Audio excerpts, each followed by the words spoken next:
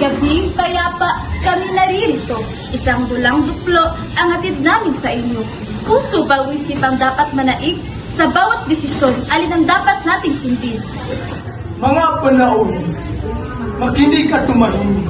Ang duplo ngayong gabi, sisimula ng marikit. Isang usapin na ating pag-uusapan. Puso ba o isipan ang susundan? Tawagin ang tauhang may suliranin upang ang usapan ay ating dinggin. Lumapit ka, Marjorie. Ikaw na nasa gitna. Ikwento mo sa akin ang iyong problema. Ako'y litong-lito sa aking desisyon. Pag-ibig ang nais, ngunit isipan ay may babalat rason. Puso'y nagsasabing magmahal at sumugal, ngunit isip ko'y takot baka ako'y lamang saktan. Ako ang tinig ng pusong marunong magmahal, handang sumugal kahit masaktan man. Pag-ibig ay hindi sinusukat o pinipigilan. Ito'y damdaming kailan may di matitigil. O ang tinig ng isip na mapanuri na nagsasabing huwag magpadala sa damdaming sandali. Hindi lahat ng pag-ibig ay wagas at totoo, kaya't isip ang pairalan upang di mabigo.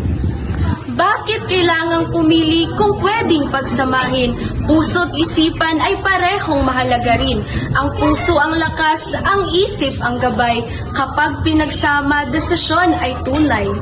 Puso ang dapat sundin sa bawat pagkakataon dahil dito nagmula ang tunay na nayon.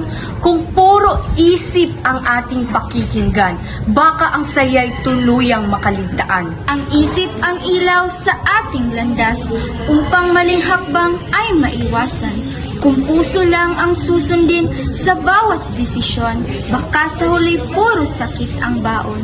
Hindi dapat mag-away ang puso at isipan sapagkat pareho silang sandigan. Kung may balanse sa bawat hakbang, sigurado ang landas ay hindi malilikaw. Narinig na ang bawat panig ng usapan. Puso, isip at gitnang kaisipan. Ngayon, hari, ibigay mo ang hatol upang malinawan ang lahat ng dumalo.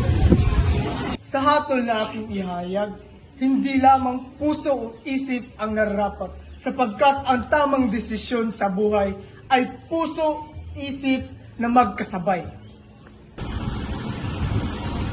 Sa duplong ito, ating natutunan na hindi dapat maglaban ng puso at isipan. Sa bawat hakbang na ating tatahakin, puso at isipan ay sabay nating pakinggan. Sa puso't isipan ay aking natutunan. Hindi pala dapat isa lamang ang susundin kong dala.